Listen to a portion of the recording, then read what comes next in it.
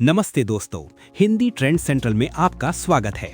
क्या आपने कभी सोचा था कि एक हिंदू कट्टरपंथी मुख्यमंत्री को कोई दूसरा संत साबित करो कि तुम हिंदू हो की मांग के साथ चुनौती देगा? जी हां, वाराणसी से एक जोरदार ऐलान हुआ है जिसने लखनऊ से लेकर दिल्ली तक हलचल मचा दी है। ज्योतिर्मठ के शंकराचार्य स्वामी अविमुक्तेश्वरानंद सरस्वती ने मुख्यमंत्री योगी आदित्यनाथ को 40 दिन का अल्टीमेटम दिया है। लेकिन क्यों? गाय और राज्य को लेकर ये पूरा विवाद क्या है? अगले 2 मिनट में हम इस विवाद की उन परतों को उजागर करेंगे जो आपने मेन स्ट्रीम मीडिया पर नहीं देखी होंगी। लाइक बटन दबाएं और आइए इस धार्मिक युद्ध की सच्चाई का पता लगाते हैं। मामले की जड़ें प्रयागराज में माघ मेले में हैं। स्वामी सरस्वती 11 दिनों तक धरने पर बैठे रहे। कारण, प्रशासन ने उन्हें संगम में डुबकी लगाने से रोक दिया और उनके शंकराचार्य के पद पर सवाल उठाया।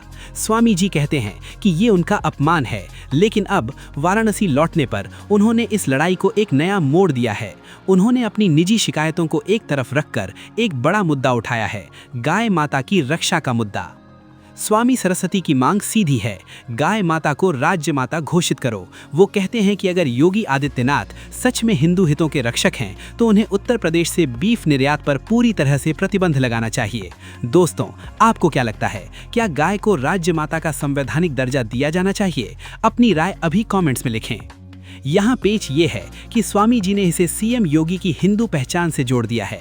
उन्होंने कहा कि अगर 40 दिनों के भीतर कदम नहीं उठाए गए तो 10-11 मार्च को लखनऊ में एक संत सम्मेलन यानी संतों का जमावड़ा आयोजित किया जाएगा। ये 2026 के राजनीतिक परिदृश्य के लिए एक सीधी और महत्वपूर्ण चुनौती है। अब बात करते हैं एडमिनिस्ट्रेशन की तरफ से। माघ मेला अथॉरिटी का कहना है कि स्वामी जी के समर्थकों ने जबरदस्ती संगम की तरफ बढ़ने की कोशिश की थी, जिससे भगदड़ मच सकती थी। लेकिन स्वामी जी का आरोप है कि योगी सरकार संतों की आवाज को दबा रही है। अगर आपने अभी तक हिंदी ट्रेंड सेंट्रल को सब्सक्राइब नहीं किया है तो ऐसे और भी गहरे एनालिसिस के लिए अभी बेल आइकन दबाएं।